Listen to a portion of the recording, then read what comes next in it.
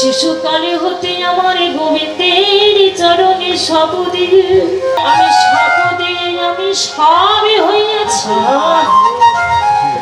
আমার এই দেহে তো আমার কাছে তো তোকে দেবারে মতোই আমার কাছে কিছুই নয়। বলে বলে বিন্দে আমি তোকে কি দেব, কারণ আমার বলতে যা আছে আমি সবই গোবিন্দের চরণে অর্পণ করেছি। আমি সব দিয়েছি। কোন সব জানিস?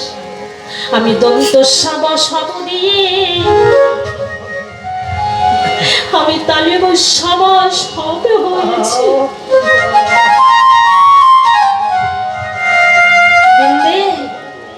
দন্ত সব কাকে বলে জানিস? দন্ত সব হলো জাগতিক জগতে যা কিছুই আছে, বিষয় সম্পদ কামেরী কাঞ্চন, এই হলো দন্ত সব। কিন্তু আমার কি জানিস? আমার দন্ত সব হলো আমার দেহে যা কিছু আছে, আমার জীবন, আমার যৌবন, আমার দেহ, আমার মনপ্রাণ, আমি সবে আমার বুধবার চরণে দিয়েছি। আমি সব দিয়ে আমি সবে হয়েছি। সব মানে মৃত দেহ, অর্থাৎ আমার এই দেহে আর কিছু দেবার মতো না। তবে হ্যাঁ, আমার কাছে আছে একটি গজমতি হার। এই হারটি ছাড়াই দেয়, এই গজমতি হারে ছাড়াই আমার কাছে আর কিছুই না। তাই বৃন্দারে তুই মালাটি যখন আমার বধূয়ার গলায় পরাইয়ে আসবে, আমি এই গজমতি হার, আমি তোকে কথা দিচ্ছি, এই মালা আমি, এই হারটি আমি তোকে দান করে দেব। বৃন্দে তখন বলছে, রাধে কি বললি? তোর গজমতি হার আমাকে দিয়ে দিবি? না না রে রাধে, আমি চাই না তোর গজমতি হার। রাধে রে, তোর ওই গজমতি হার নিয়ে আমি কি করবো বল? আমি যেটা চাই সেটাই দিবি। কি জানিস? ওই গজ আর হারে বাতে দিয়ে মাঝের বস্তু যা থাকে সেটি কি জানিস? গজ মতি হার। তা গজ আর হার দুটি বস্তু বাদ দিলে মাঝখানের বস্তু কি থাকবে? ওরে রাধে রে, রাধে তোর চরণে আমার এই মিনতি, আমি অন্য কিছু চাই না, শুধু জনম জনম ধরে যেন তোর চরণে আমার মতি।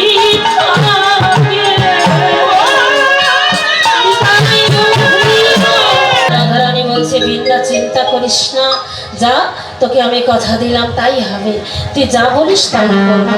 এখন মালাটি তুই আমার বধূয়ার গলায় পরাই আয়। মালাটি নিয়ে বৃন্দা আমার চললেন। কোথায় গেলেন? রাধা কুণ্ডের তীরে।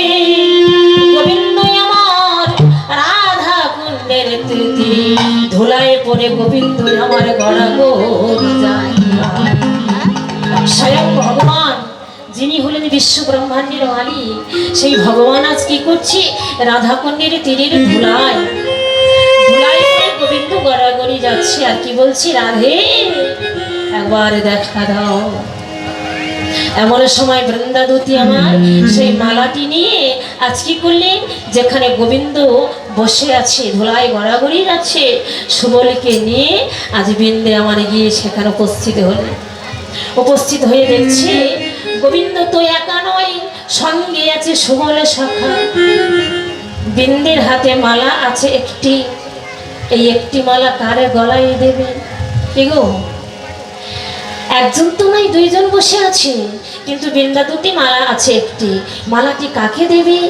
বৃন্দে ভাবছে, এই মালাটি যদি আমি কানাইয়ের গলায় পরাই, অর্থাৎ ভগবানের গলায় দিই, তাহলে ভক্ত মনে কষ্ট পাবে।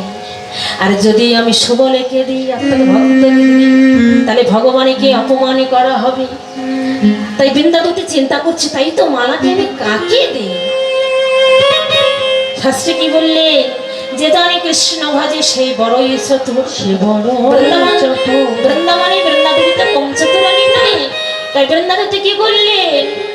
সুবলকে দূরে দাঁড়াইয়ে সুবলকে নয়নে ইঙ্গিত করলেন, নয়নে ইঙ্গিত করে ডাকলেন। যেই না নয়নে ইঙ্গিত করে ডেকেছে, সুবল ভাবছি নিশ্চয়ই রাধারানীর কোনো সংবাদ আছে। এই ভেবে সুবল আমার ছুটে গেলে বৃন্দার কাছে। যেই না বৃন্দা কাছে গেছে, বৃন্দায় আমার কি করলেন, ভাবলেন যে মালাটি যদি আমি সুবলের গলায় দিই, নিশ্চয়ই সুবল কানাইকে রেখে কখনো মালাটি গলায় দেবে না। সুবলকে যদি দিই তাহলে সুবল সেই মালাটি কানাইয়ের গলায় পরাইয়ে দেবে। এই ভেবে আজ বৃন্দা কি করলেন, সেই মালাটি নিয়ে আজ সুবলের গলায় পরাইয়ে দিলেন। যখন সুবলের গলায় পরাইয়ে দিলেন, সুবলে আমার ছুটে গিয়ে সেই মালাটি নিয়ে আছে কানাইয়ের গলায় পরাইয়ে দিলেন। যখন কানাইয়ের গলায় দিয়েছে, কানাই আমার সেই মালাটি পরে কি করলেন, প্রেম চারিদিকে চাই অরুণ নয়নে ভাই, প্রেম চারিদিকে চাই অরুণ নয়নে ভাই।